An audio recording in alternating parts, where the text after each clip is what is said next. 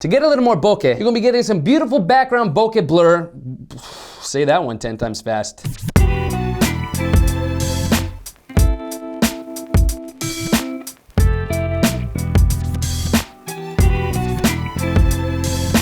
What's up YouTube, it's your boy, B-Max. So you guys know by now, one of the elements of filmmaking I appreciate most is depth of field. Depth of field can completely change the mood or feeling of a particular shot depending on how you utilize it. I personally try to utilize a shallow depth of field in all of my videos whenever possible, because I like the way that it looks, but also because it sets the focus on the main subject of the frame, me. It's all about me. But seriously, by utilizing depth of field, you can control where the viewer is looking within the frame of your shot and set the focus of the shot accordingly. And I just think a shallow depth of field in most cases looks more cinematic and professional in certain situations. So one of the questions I get asked all the time, whether it's about my YouTube videos or my Instagram photos, has to do with how I get that blurry background in my videos and photos and how I incorporate some bokeh.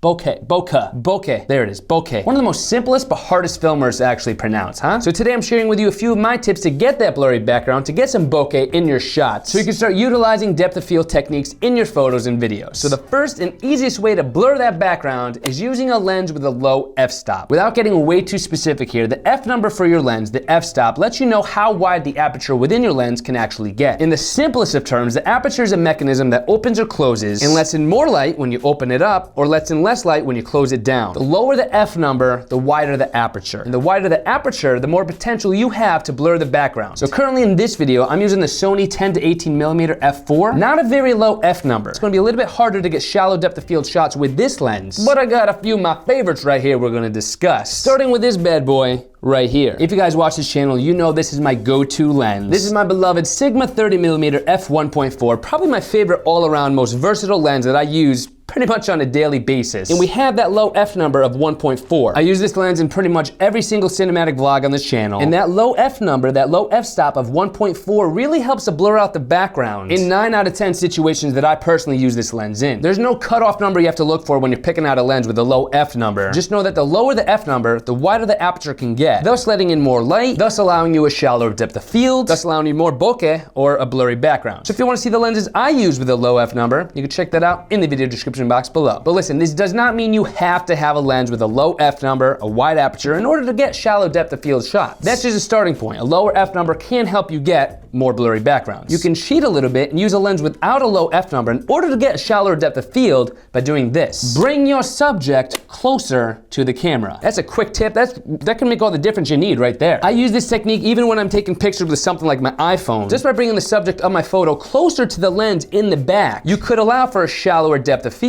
It's a technique I use all the time, especially in situations where I can't have the aperture cranked wide open. Now granted, depending on the focal length of the lens, this isn't always going to be feasible. A wide angle lens, kind of like this 10 to 18 I'm using right now, would require you to get uncomfortably close to the lens. But if you're just taking a shot of something you're holding in your hand, in that kind of situation, it would probably benefit you. It's actually quite doable most of the time just to bring the subject closer to the lens, which will allow for a blurrier background. You can take this a step further by separating your subject from the background as much as you possibly can. The less distance you have between your subject and the lens, and the more distance you have between the background and the subject, the greater a chance you have to achieve bokeh or that blurry background. Like I just touched on before, this is how I achieve 90% of the shallow depth of field shots I get on my phone. Drinking a little kombucha over here, right? This is not an ad or anything, I'm actually drinking kombucha. But say I wanted to take a picture of this kombucha for the gram, Instagram.com/bmacadelic, or at bmacadelic on the gram if you want to check out my pictures, my story posts. But say I wanted to take a picture of this kombucha for the gram. To set this up with a shallow depth of field shot without using the portrait mode on my phone, just straight out of camera, you can instantly tell just by bringing the subject a little bit closer to the camera and setting the focus, that background's gonna be a little bit blurrier. The further you take that subject away from the background, the blurrier that background's gonna be. Kombucha break. Spicy, man. It's a cayenne-based one. Bad idea. But you can try this particular tip with any lens and it should help blur that background at least a little bit more. And my third tip for getting a blurry background or getting a little bokeh in your shots is actually using a lens with a longer focal length. This is probably my second favorite lens right here. This is the Sony 90mm f2.8. It is a macro lens, which is perfect for this example we're about to tell you about. But this is the first long lens, or at least longer lens, that I started working with. This is the Nifty 50 by Canon. If you're a filmmaker or photographer, you've probably heard of this. It's a very common first lens to buy to add to your lens collection. But it's a Canon 50mm f1.8. Now, depending on what kit lens you have, the focal length isn't going to be that different from the focal length you possibly have on your kit lens. The lower f number is what makes a difference on this lens, but the point is, by using a lens with a longer focal length like a 50 or a 90, I'm still constantly impressed with the background blur you can get using lenses with focal lengths of this nature. Back to the 90mm, this is my go-to for all my macro shots. You can notice right here it's an f2.8 lens, so the f number isn't as low as it is on my 30mm f1.4. But that doesn't matter for this example because the longer the focal length, easier it is to actually get a blurry background. With a 90mm lens and an f number of 2.8, this actually has some insane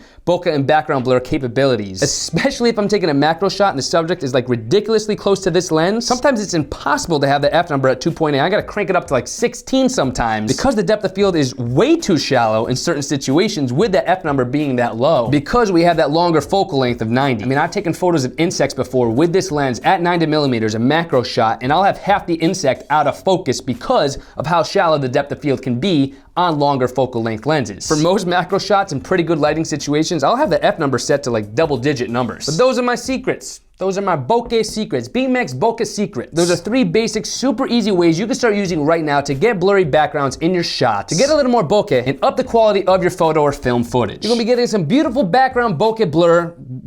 Say that one 10 times fast. You have all that BBBB magic right there waiting for you if you just apply these different tips and tricks. And a quick little disclaimer here, something I do want to mention. If you're a filmmaker and you're using these tips to blur the background in your video footage, just remember you should still have your shutter speed set to twice your frame rate, because that'll allow for more cinematic motion blur. Now, I'm not going to get into motion blur here because that's an entirely different video topic in and of itself. But just remember, if you're opening the aperture wide, lowering the f-stop, you're going to be letting in a lot more light and you have to counteract that with a faster shutter speed. So to counteract that, you're going to want to look into ND filters. This is basically like sunglasses for your camera. It's going to block some of the light that's getting into your lens, which allows you to cut down that shutter speed, but also keep the aperture open very wide, so you can get that beautiful background blur in situations where you have lots of light. Just something to keep in mind here, because I think that's important to point out. More information on my favorite ND filters and variable ND filters that I use can be found in the video description box below. So check that out if you want to preserve your twice your frame rate shutter speed rule by getting that aperture open and getting some blurry background shots. And do me a favor, comment down below your thoughts on blurry backgrounds. How do you get bokeh in your shots? Maybe you have a secret technique to getting bokeh in your shots that I haven't mentioned. Comment down below your thoughts on bokehness. Bokehness?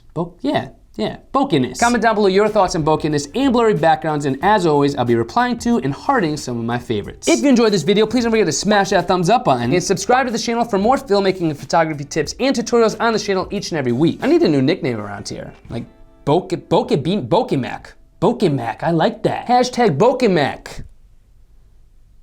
Yeah, I don't know, we'll think about it.